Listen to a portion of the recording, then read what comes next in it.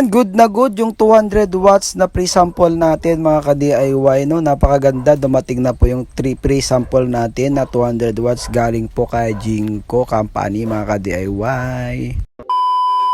So dumating na pala yung ating solar panel na 200 watts na pre-sample ulit. Napakarami po natin pre-sample ngayon mga So mapapansin mo dyan mga ka-DIY, napakaganda ng pagkabalot, no? Doble-doble po ang bubble wrap dyan mga At pagkatanggal mo ng itim na bubble wrap, may makikita ka ulit na puting bubble wrap na mahaba mga sukat ka-DIY. yata niyan mga ka-DIY 350 by 2 inches mga ka-DIY. Napakatibay po ng bubble wrap na yan kasi pag dinaganan mo, kahit daganan mo siya, hindi po masisira yung item sa loob. Medyo nahirapan nga ako dyan mga ka-DIY dahil isa ko lang nagtatanggal. Napakahirap pala pag nag-iisa pag ganyan nakalaking solar panel. So sa wakas tatanggalan natin yung pinakaitim na bubble wrap. So hintayin naman natin yung puti na matanggal natin yan. Natatanggal natin. So napakatibay talaga ng pagkabalot dito. Itong Jinko 200 watts mga ka-DIY. Kasi pagkatapos mo tanggal yung bubble wrap na kulay puti, mayroon namang bubble wrap mga ka-DIY na maliit mga ka-DIY. Tsaka nakakarton pa siya. Napakaganda mga ka-DIY ang pagka-secure. So yan, pagkatanggal pala natin mga ka-DIY, meron talagang nakalagay na black na bubble wrap, and then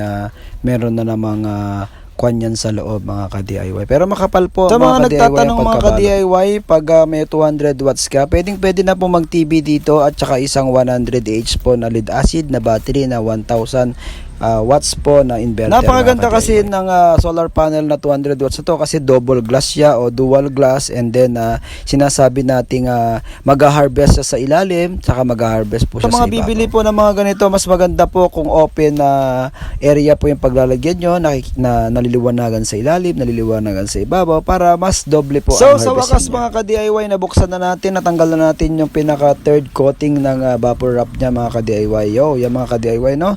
So napakaganda po mga ka-DIY, wala pong kabitak-bitak. So sa mga kukuha po ng solar panel ito ay napakaganda at yan, okay na okay at dual na dual talaga po ang ipapakita ko kanyang po sa glass. inyo mga ka-DIY na talagang walang damage, wala pong bitak ang ating solar panel. Saka sa ilalim niya, sa likod niya ay meron pong glass ulit, at saka dual kwan po siya, harvesting sa mga ka-DIY, no? Dual glass, dual So harvesting, dito ko na po yan ang ating video mga ka-DIY. Sa mga gusto po mag-inquire, i-message nyo ako or i-click nyo po dyan sa yellow basket sa baba po ng video yung ating description, ilalagay ko po dyan mga ka-DIY. So thank you for watching mga ka-DIY. Legit seller na naman po tayo at salamat po sa Jinko sa pre-sample po ninyo. Bye bye.